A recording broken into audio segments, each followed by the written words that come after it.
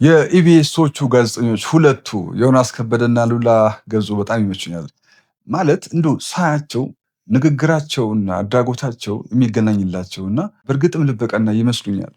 እኔ ብዙዎቹን ስመለከት ያ ቤት ብቻ ሳይሆን ሌሎችም ቤቶች ሌሎችም ቲቪ ስቴሽንስ ጥሩን ለመምሰል ካሜራ ፊት ያው መቼም ፓብሊክ ኖርምስ መከበር ስላለባቸው በጣም ከራሳቸው ጋር ሲታገሉ ያለው ግን ከውስጥ የመነጨ እውነተኛ ፍቅር ለሰው ልጅ ስላላቸው ሀሳባቸውን እንኳን ለመግለጽ ብዙ አይጨነቁም። ዚያር ፍሪ ሊብራል ናቸው እና ይሄ ቀናነት በገንዘብ ሊተመን የማይችል እንደ ሀገር እንደ ሕዝብም የራብንና የጠማን ነገር ስለሆነ እኔ እነኚህ ሁለት ሰዎች አላቃቸውም፣ አያውቁኝም። እንዲሁ በቲቪ ነው ማያቸው እና ረዥም እድሜ የተሟላ ህይወት እንዲኖራቸው እመኛለሁ እና ግን ከተቻለ እንደው አግኝቻቸው ስለ ህይወት ፍልስፍናቸው ብጠይቃቸው ባወራቸው ምናምን ሻይ ቡና እየተባለ እንደዚህ አይነት እድል ባገኝ በጣም ደስ ይለኛል።